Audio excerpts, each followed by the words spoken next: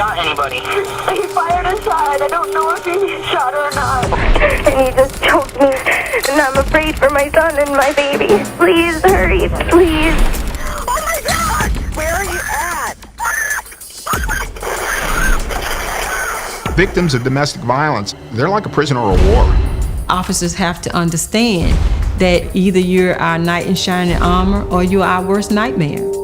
The police are on their way, okay? The question is, when do we change the culture and all stand up and say that violence against women is something we're not going to tolerate in policing?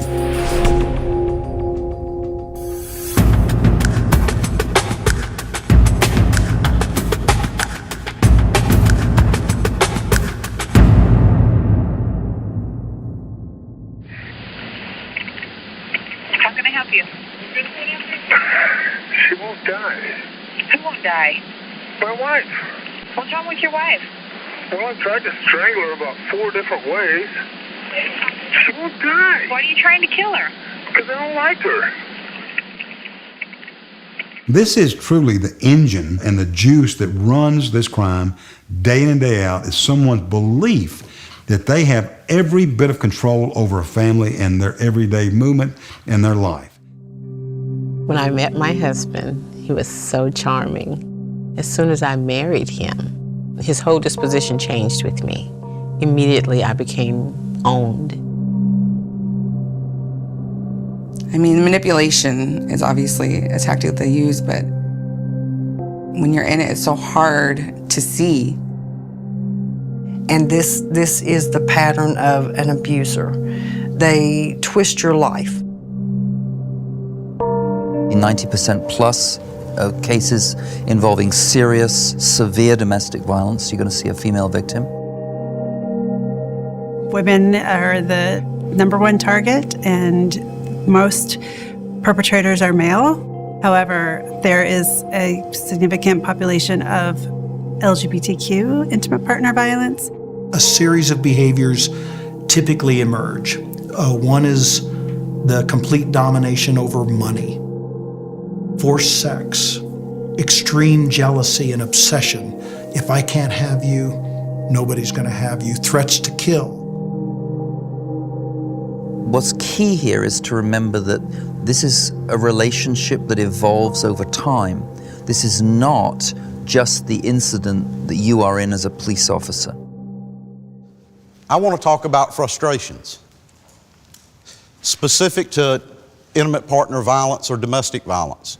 Going to the same address and no signs of bruises or anything like that. They're abusing the system and get the other one locked up. Okay, all right, overuse the system maybe. They called you there obviously, and then they don't want to cooperate. They don't want to maybe give you statements, or they don't want you to arrest their boyfriend or husband. It's more or less that you're doing them a disservice by taking that person to jail. Okay, all right, and it's frustrating, right?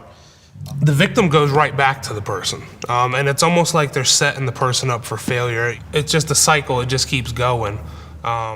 Could you imagine sitting around having a cup of coffee at the end of the detail and have an officer say, you know, these hostage situations, they're a waste of our time. I'm tired of going back to them again. I really don't want to answer them. We wouldn't say that about those crimes, but for some reason we say it about these crimes, which means we're focusing often on what the victim is doing.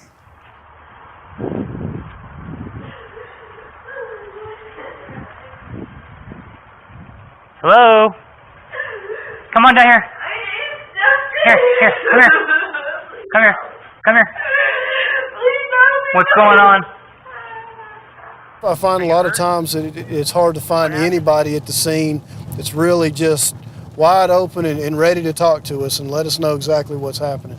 Just doesn't happen that much. Where's he at? He ran that way. Okay. There's an explanation why a victim doesn't want to cooperate, because victims will often tell you when bad things happen to him, worse things happen to me. And I had to promise I would never call the police again. Like swear, you know, he couldn't trust me. So then to have the police come, he was shocked. And my ex like stood back into the hallway so that you couldn't see him from the front door. And he was like, all of that. And I was really scared because he's completely capable of doing that. The officer that thinks that she's refusing my help or that she's not taking the course of action that we think is the most appropriate, think again, because it may not be the most appropriate for her, and statistically, arresting him is no guarantee that she will survive. Issuing an order of protection is no guarantee that she will survive. He's a little out of control, but please don't send anybody. We're just real concerned about your welfare. Okay? Yes. And we are going to ask an officer to come by. Don't. No. Okay, why are you concerned about an officer coming by? Please don't. It's just the most terrifying moment. You're so scared of both people at that time. But also, you don't really want them to take your abuser, usually. You just want the abuse to stop. But it's not the first time. She's not only thinking about herself, she's thinking about her kids. She's thinking about, where am I going to go? Are they going to take my kids from me? Am I going to get arrested? If he gets arrested, how are we going to make it without his financial support? It's this perfect storm of things that she has to think about, all in a matter of seconds. And so sometimes by the time a law enforcement officer responds to the scene, she may have changed her mind, or she's already recanting, she's already minimizing. And that's a survival strategy. I remember a lot about the police. Every chance I got, I would call. No one asked about the history, how many times had it occurred, had he ever threatened to kill her before. We were never asked those questions.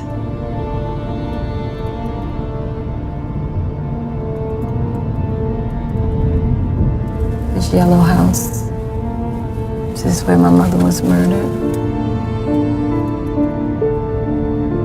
There's a lot we have in common with domestic violence victims, and we should understand that. Who stays on the job facing certain danger and maybe death? It's police officers. We got more in common with victims of domestic violence than we know, because they live in danger every day. They live with certain assault and maybe death. And it was in the bedroom right above, to your left, right there. I heard pow, pow, pow, pow, pow. And I dialed 911. And I told them that my dad had shot my mom.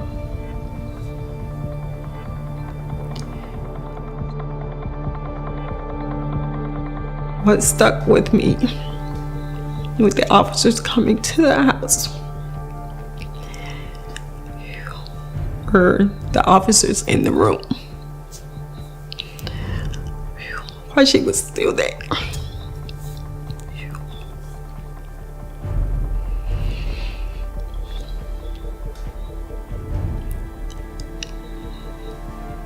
They joked. Everything they said would stay with me forever. We don't want to do more damage. We're here to help people. If you can do it right, first time, second time, third time, you might be saving yourself a homicide case a little later down the road. Because there was no documented history, they offered him a plea bargain, so he would only serve 18 months. When the judge asked him if he had something he wanted to say, his statement was, I just want to hurry up and get my time done so I could get back home to my family. When you talk to the offender, if they are truly a domestic violence offender, you're not just talking to one generation of offenders, you're talking to generations of offenders who have, justified using male privilege and entitlement to control their family. It's easy to see the offender who's overtly resisting, who's telling a law enforcement officer to go forth and multiply or something. But the more calculating, manipulative offender, who may be more sociopathic potentially, may be very much in control, may be wanting to depict the victim as histrionic, neurotic, dishonest. I'm just trying to figure out what's going on here. You're not telling me much, and she's talking to me. Nothing happened. She's vindictive. I didn't even know she was on there. I didn't even believe she was on the phone with you. They're doing a lot of fishing. They're throwing up all kinds of things and seeing what's going to stick.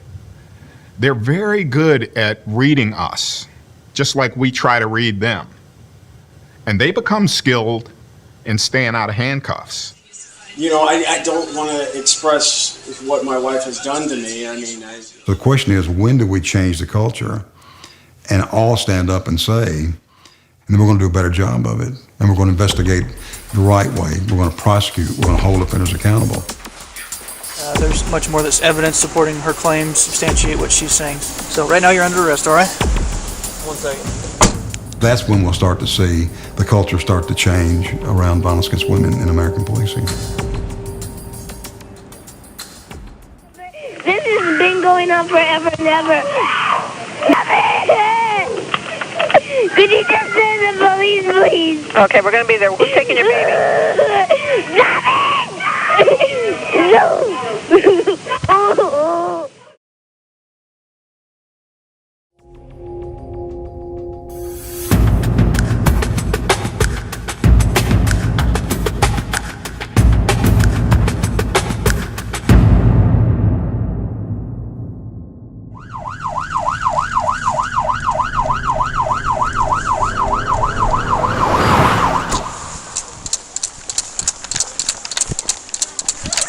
This is not easy. Stay there, stay there.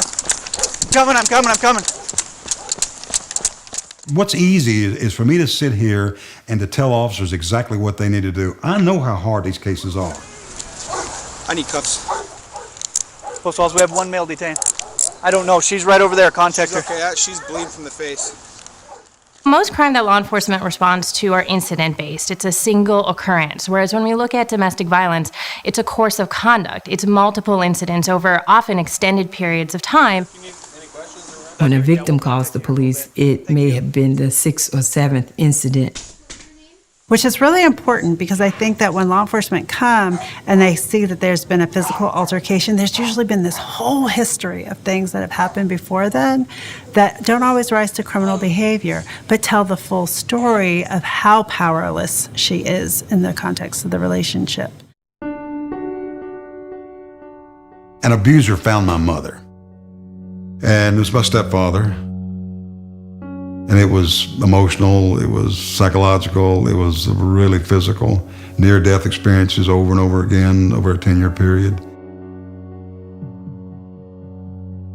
The officer that came to my house stood on our front porch, and I heard him tell my mother, if we come out here one more time, you're going to jail. And my mother just shook. I mean, and it's one thing for a parent to hold a trembling child. It's a whole other thing for a child to hold a trembling parent. And I never forgot it. The victim of abuse, who may have used a level of violence in defending herself, who now gets arrested, now what do they think of the justice system as far as being a system of help and a system that they can turn to? And what'll happen is they simply won't. If you had a cheat sheet in your pocket, here's what you want to do. You want to identify the offender. You want to identify the victim. You want to locate the offender. You want to document your evidence, and you want to find your probable cause. Do not move, all right? Yeah, it's okay for her to hit me in the face, right? We'll get this all figured out in just a minute, all right? Fuck that. I like to call this bully determination. Determine in the relationship who's the bully, and you'll have your predominant aggressor.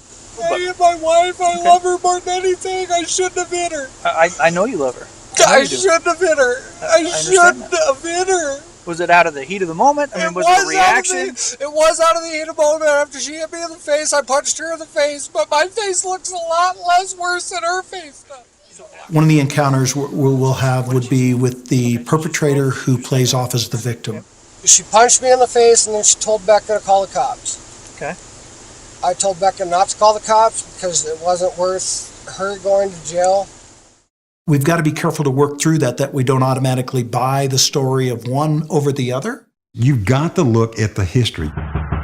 You've got to look at what the neighbors have said. You've got to look at the injuries. You've got to look at what the past reports have told you. You've got to look at the behavior of the victim. You've got to look at the behavior of the offender.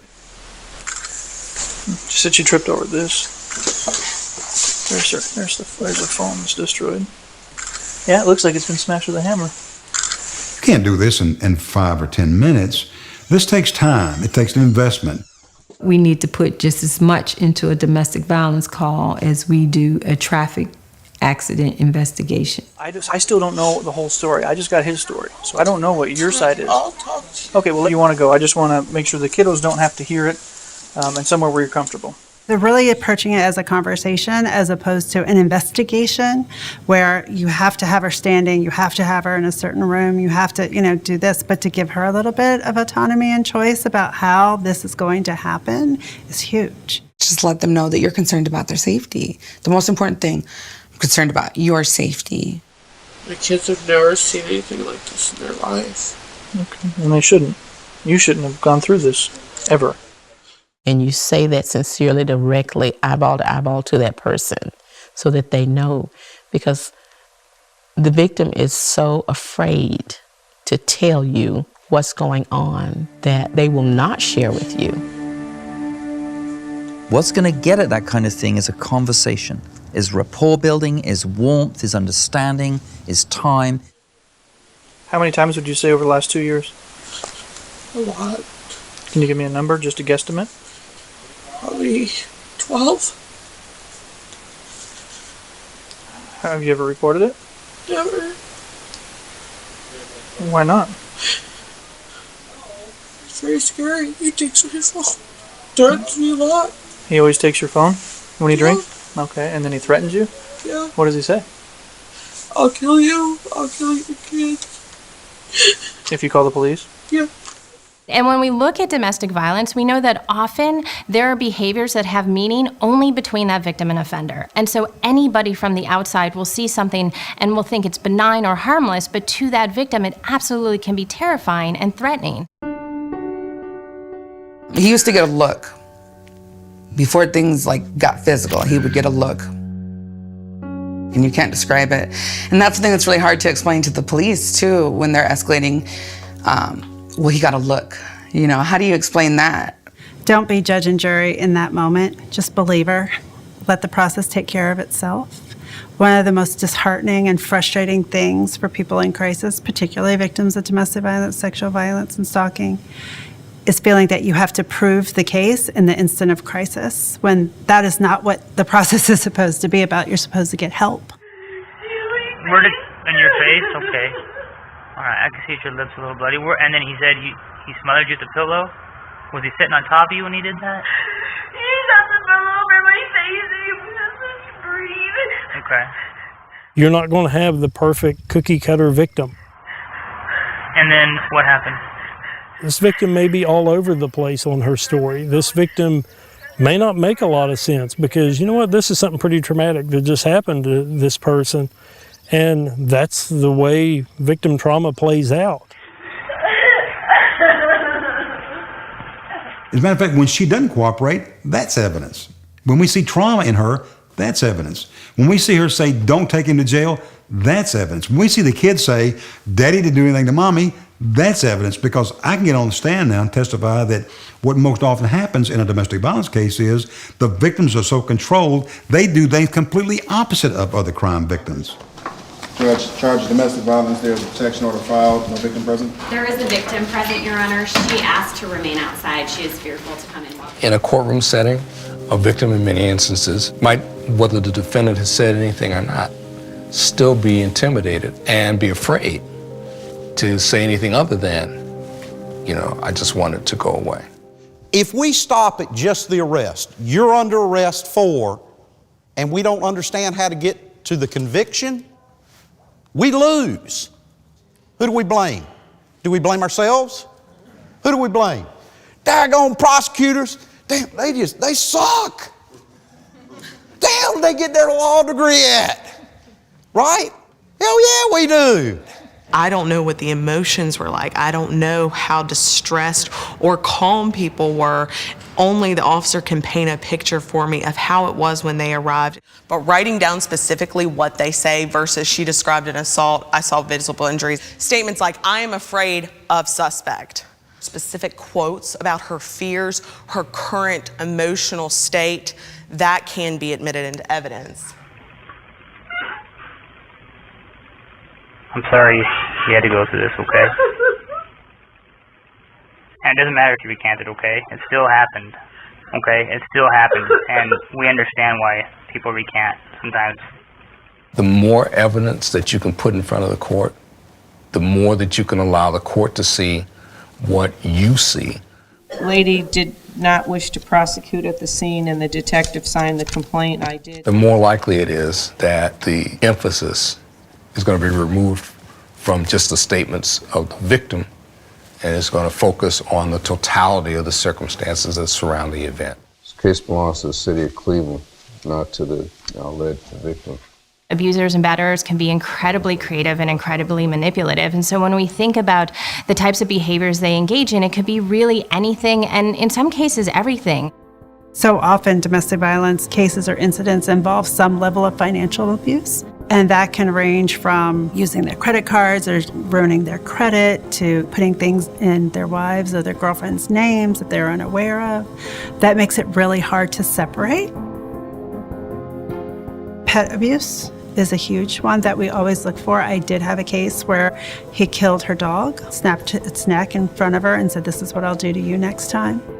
Batterers and abusers often engage in stalking behaviors.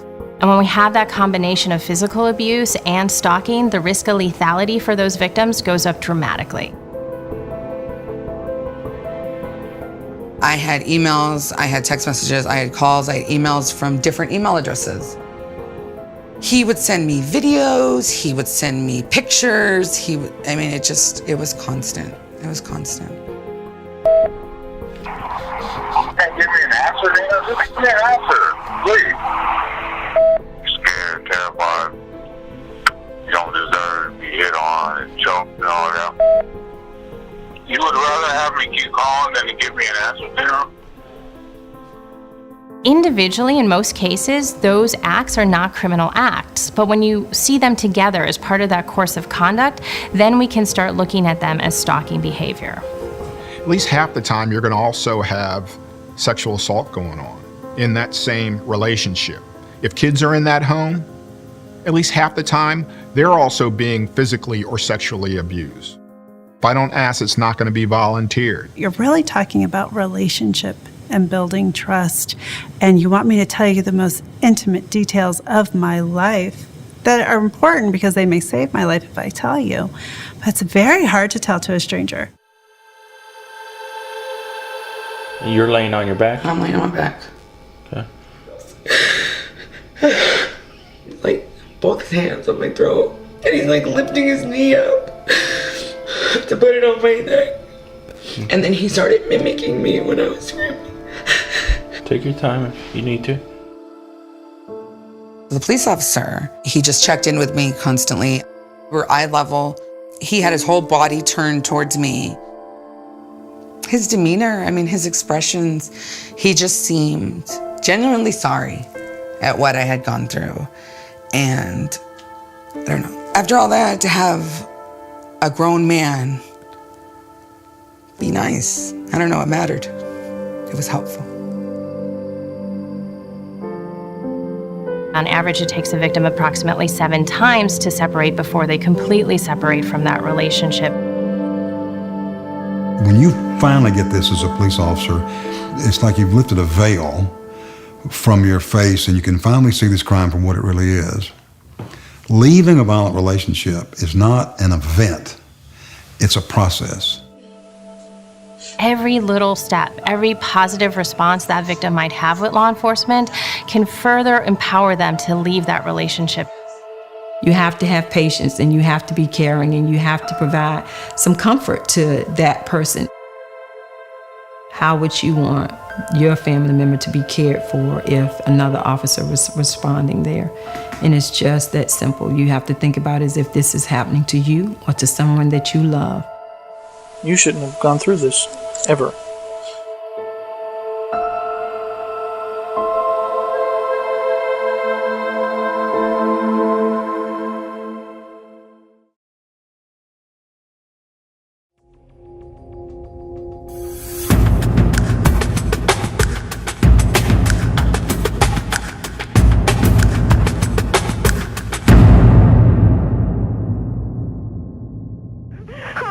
What's the problem? This is the police department. What's the problem? The very moment the radio dispatch comes in and the dispatcher says, domestic violence call, something happens to you as an officer. Who has a gun to your head? You start to think about your own survival.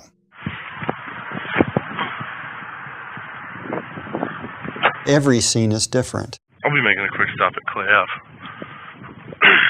For the police officer who is approaching that front door, it's the unknown. The offender comes in all kinds of flavors, from walking out to sticking their hand out and shaking hands with you like they're a real estate agent when you pull on the scene, to someone who's standing on the front porch waiting for you to get there so they can tell you you can't come in my house, threatening you with a lawsuit and saying they're going to have your badge, or somebody that's going to meet you with a gun or a knife. You mind if I just pat down your pockets real quick? You don't have anything in here? No. Okay. Nothing in here? No, this is my smoke. Okay.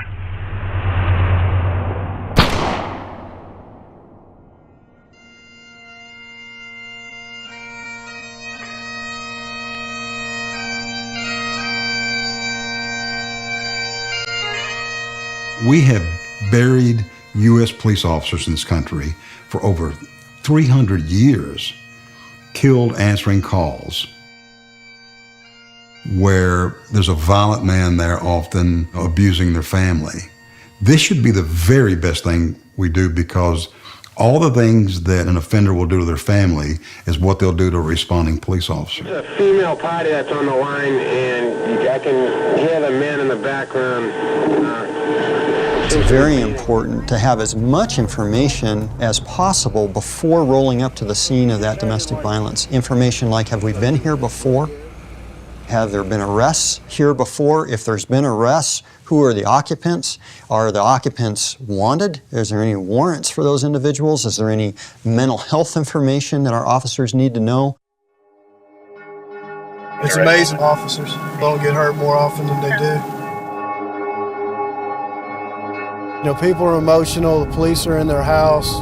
Almost always there's substance abuse issues there, some type of intoxication, or somebody's drunk, high. You know, really teamwork is probably the biggest key to safety when we're responding to these kind of calls. The more people we have, the safer we're going to be.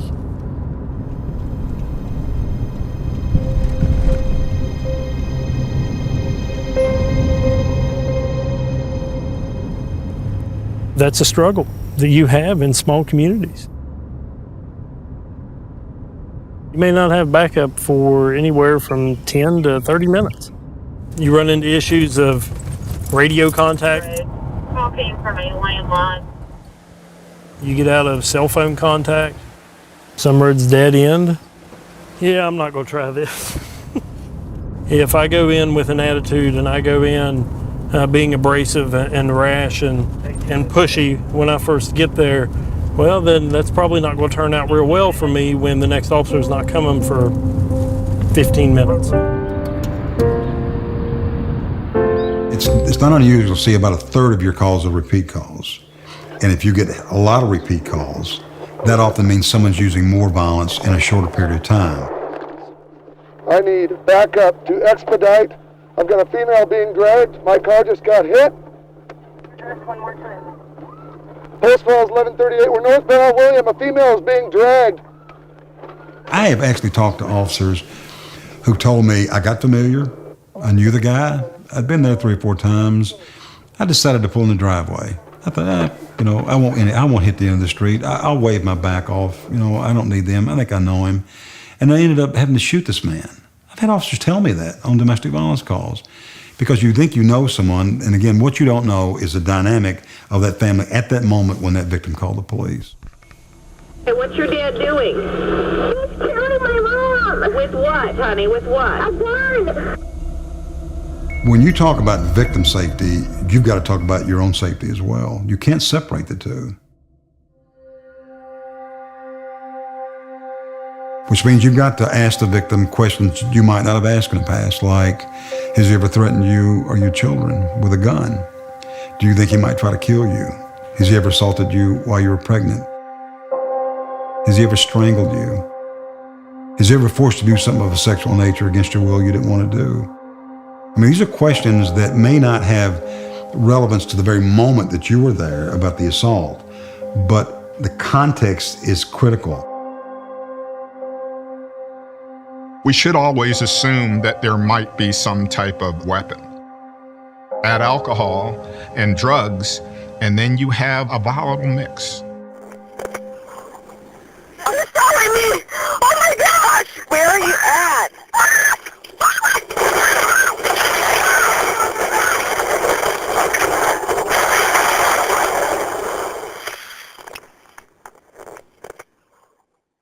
If this individual seems to be dangerous, we need to get those guns out of their hands. If you don't pick up on some of those things, and you don't make an arrest, or you don't at least provide services for that victim, the next time your fellow officer goes back, the call may be much more serious. Your fellow officer may be under greater threat of either violence or homicide. All right, here we go. That situation is still ongoing. Has a DVPO come down? That's the one we discussed last night about the, where she's staying at. So when y'all serve him, that's got child custody in it as well. If you're offering any kind of service, a protection to a victim of domestic violence, you're now a problem for the offender. Be safe. Just need to pay attention to what goes on in your surroundings and tactically aware. If we just assume that these men kill out of a sense of power and control over women, we miss the complexity, because often they kill when their power is ebbing, and often they kill when they feel they're not in control. Usually these folks are really emotional. A lot of times this is the first notice that things are serious, so they'll do what they can do to try to avoid service. My mileage was 675, and I have other units here with me serving. And this is what times leads to officer injuries, officer deaths, because when they start losing control, we start gaining control. And we have to gain control in policing because we're responsible for your safety. Folks who violate protection orders are some of the scariest people that I think that I have to deal with. All rise, please. If he's out to get you, he's out to get you, and he doesn't care about that order of protection. That's just a piece of paper to him, you know, until you're cut up or beat up, and then somebody shows up to help you. The threat before this threat is what's worrying me, though. What was that threat? That if I ever was to get another protection order against him, that he was going to make it worth it. If you've got protection order violation, if you've got a bail condition violation, if you've got someone who's thumbing their nose at a sanction that a court's levied on them because of domestic violence, that's a high indicator before you even arrive on the scene. He told me that he would kill me and hide the body and act surprised when the police came. He had told me before that the police were nobody special, and he didn't have any problem standing up to them. Domestic violence offenders coerce and threaten, intimidate victims. Why do we think that offender wouldn't use those same tactics on a responding officer? Let me isolate the officer. Let me intimidate the officer. Let me coerce the officer. Let me threaten the officer. Let me assault the officer. Let me use my kids against the officer. Let me use my wife against the officer. Please don't take him to jail. Don't do this. We'll lose our paycheck. Let me use everything that I use to keep my family under control, to controlling that officer's response as well. If it works on one, try it on another.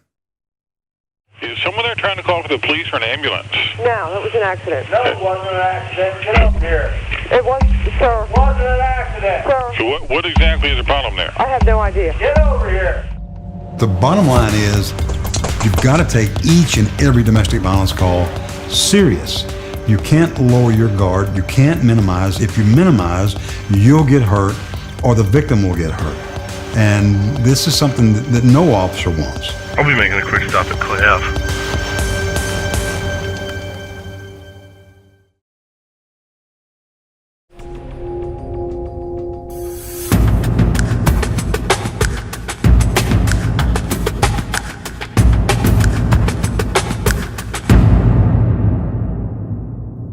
These cases are so complex and so dynamic that no one individual, no one agency, no one organization can handle everything that's associated with these cases. It takes partnerships. Todd Martinet, I'm a detective with the Flagstaff Police Department. Stacy Krieger, I'm with the County Attorney's Office and I specialize in felony prosecution. Pam Turner, forensic nurse with NACASA. Cece Mitchell, Sharon Manor, domestic violence shelter, transitional housing. We are full. Just really need to start one individual at a time if you haven't traveled this path yet. And before you know it, you'll be meeting on a regular basis and you'll know one another on a first-name basis. The key here is that the multidisciplinary, multi-agency feel to community intervention is that we learn a lot from each other about how to do things. The first responder learns how compromised the Child Protective Service worker is. They learn how the prosecutor needs certain elements of the offense written down and clearly articulated in a certain way in order to effect a prosecution. One of the new factors that's required is that they have to consider a lethality assessment if one was conducted as part of a determination for bond. So that makes a big difference for their considerations. We're not here to shame or blame any agency for anything. We're just trying to evolve and fix our system. Are we putting them at risk? Are we going to put them in harm's way? So we want to make sure that we do this correctly, privately, and that we have good resources to refer them to. We also seek for small accomplishments, just kind of on top of each other, because it's the little changes that make the biggest impact. Before, we would serve the order of protection and no one would ever hear about it again. Now we're capturing the plaintiff's information, phone numbers and all that stuff. So now officers serve it, they have that sheet, they call the plaintiff and let that plaintiff know. Just want to let you know, hey, we served this order of protection, it's now in effect. It's incredible. They call me and they say, they served it and he called me back. It's like, wow, and I was just shocked. It was fantastic and it's been fantastic. Thank you. The community has to work together and educate one another about what the needs are of the victim and then also understand what the obstacles are. Is it that she can't get to court that day? Is it the prosecutor has to continue this case so we can get her to court? Is it that she needs financial assistance from the domestic violence program? Does she need transitional housing? Okay, and there's resources in there. Please, please, please take advantage of some of those, okay? We have 2 victim advocates that are going to be with you side by side every step of the way, okay? They're there to provide any kind of assistance that you need, okay? And they do a fantastic job. They may need food. They may need clothing, they may need shelter, they may need transportation, counseling services, medical care. There's a laundry list of needs. Often they've left home without anything, including a cell phone. So sometimes they need an extra outfit for the kids, sometimes they need a toothbrush, they need something for a couple of meals. So whatever they need, if we don't have it here, we try to procure it. Then sometimes it can fit better in there. I love advocates. I think every officer should use their advocates. All this hot air in here. That's what it is. After I got in, huh? Is that what you're trying to say? There's no way that I could do what they do. And that's very important. And the same with prosecutors. There has to be a mutual respect. It takes a law enforcement officer and a prosecutor and an advocate that can leave their egos outside the door and understand that everybody has a responsibility and a role that's meaningful to the survivor. You can't address the whole, right? I mean, that's why we have coordinated community responses. That's why we've got the EMTs and the paramedics and the healthcare providers and law enforcement and prosecutors and judges and juries and advocates. I mean, it's going to take all of us to help even just one person. You're told you're old, you're ugly, you're fat, you're this. I just had all I could take, and I filed for divorce. When she leaves is the most dangerous time. And so even though an officer may say, this is what you have to do, this is going to be in your best interest, it's also the most dangerous play for her at that time. June 5th, 2011 is the day I took my 2.5-hour beating. That's the day he used the box cutter on Lucy. I had Lucy on my lap, and he asked me again to stop the divorce, and he started crying. I still don't know what he hit me with.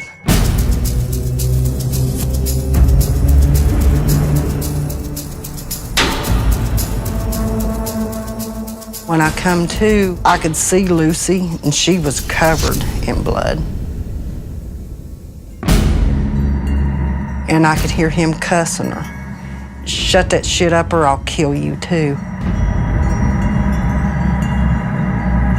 And I made it to the road. I couldn't see, but I could feel the road under my feet. And all we knew was that someone had been beaten up really bad and that she was at the local gas station.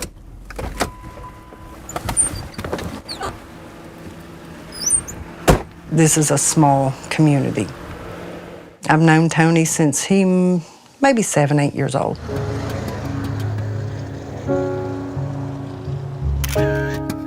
He didn't know who it was. He had no clue who it was.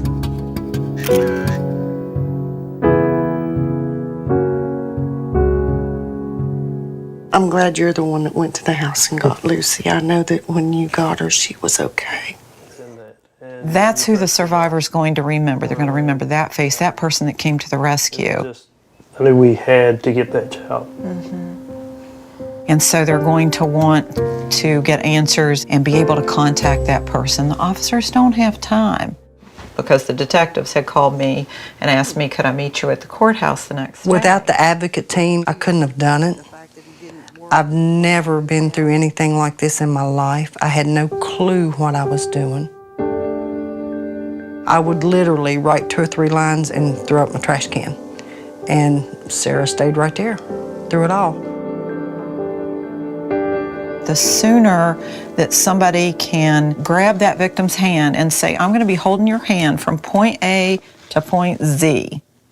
Wherever you go and you want me there, I'm going to be there with you. There's so much relief in that. Come here. Mama, turn around. Where's your scar? It's right here. Right there? It's laying down good, isn't it? Sarah put me in touch with everybody that I needed to be in touch with. Easy. She connected me to the service that pays for my hospital bills. There's no way I could have paid those. Vine notifies me of his projected parole dates. We would get one thing completed and she'd say, okay, this is our next step. Sometimes advocates can get information from survivors that officers weren't able to get because we develop a longer-term relationship. We see them more often. We can delve into topics in a relaxed atmosphere. I can still hear his voice. I can still see Lucy. Your victim advocate doesn't judge you.